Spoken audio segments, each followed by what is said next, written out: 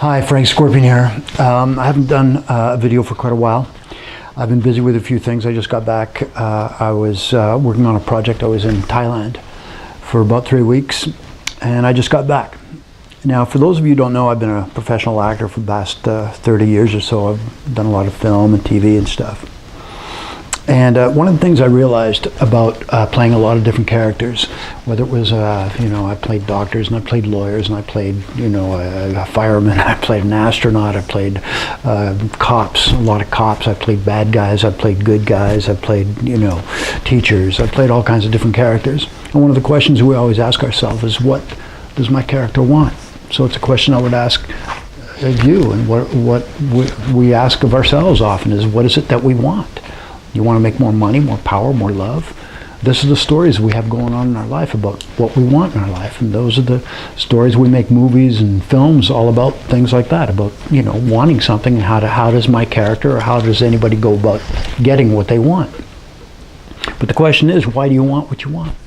Why is it? That's another question we ask ourselves as actors, is why does my character want what he wants?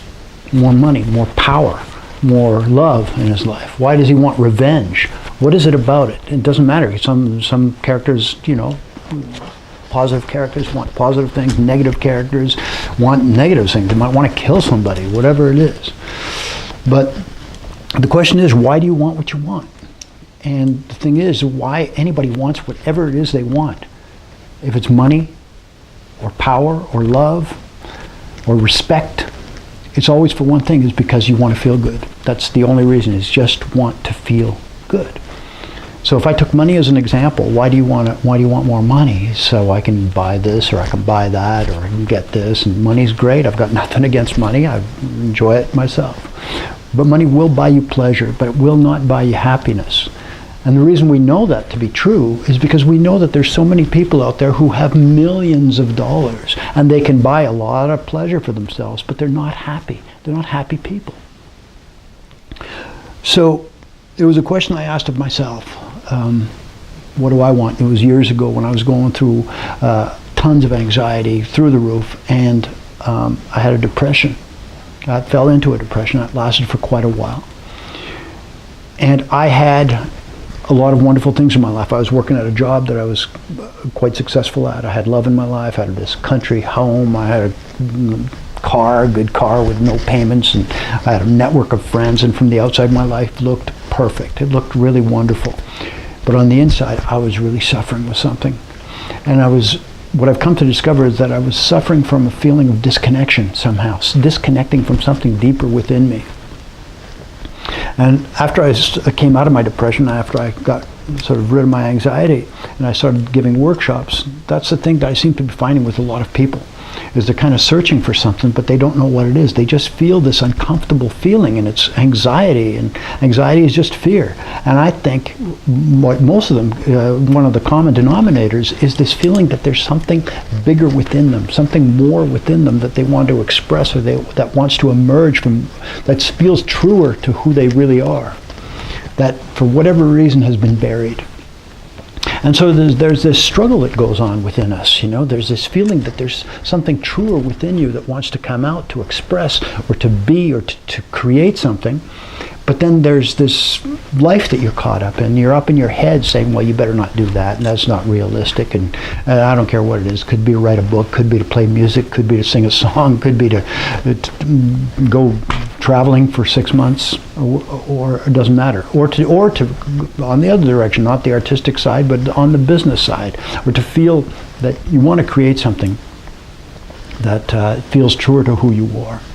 So a lot of the anxiety comes from that, and they're just fears. And so when you think about what are fears? Well, fears are beliefs. Fears are just beliefs. You believe that quitting your job and writing that book is just, it's unrealistic. That's just a dream. It's a pipe dream. I've been told that all my life. Because we've been told all our life, you have to get a good, respectable job and do this and work really hard, and then you'll be successful. And then once you're really successful, and I mean really successful, then you can go off and do what you want. Well, that seems kind of ridiculous. That's how most of us are living our lives. It's just then you're going to go do what you want. It happened to me so many years ago because I used to be a school teacher, and I was not happy, and sort of a relationship I was in fell apart, and I was in a bad place in my life, and things got so bad that I ended the relationship. I quit my job and I moved to another city to pursue my dream as an actor, and it was the best decision I made. It was tough, wasn't easy, and I had to go through a lot of sort of inner turmoil before I finally made those decisions. But that's sort of human nature, isn't it? I mean, we're all kind of afraid to make these moves in our life. But the greatest motivator, sadly, is discomfort.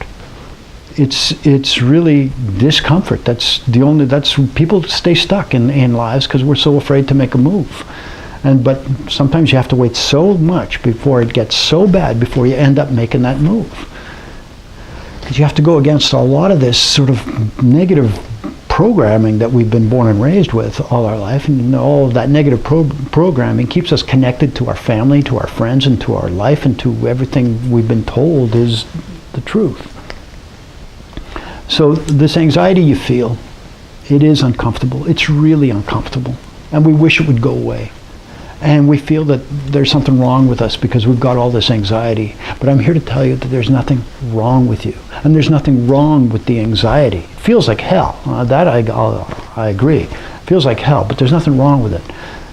I want to give you another perspective on it. What if the anxiety, what if that uncomfortable feeling, that really intensely uncomfortable feeling was a messenger, was just something within you. It was just trying to tell you, listen to me. Wake up. Wake up. Listen to me. Look at the fears that you have right now. And look at those fears. And are those fears real? And you're living your life based on these fears. Here's the thing about fears, is that the fears are beliefs. And the beliefs can be changed. They can be changed to an opposite. And once you sort of learn a process of changing your beliefs to its opposite, from a negative belief to something positive, you literally, the direction of your life can change. And you don't have to wait to be on your knees with such incredible suffering before you make the type of changes that you want to make in your life. So I'm going to make a few more videos, and I'm going to talk more extensively about how to do that, how to change those beliefs. And there's many different modalities that I've studied over the years. So I hope this helps, just a bit of hope, different perspective, perhaps on sort of what you're feeling, and take care. I'll talk to you soon.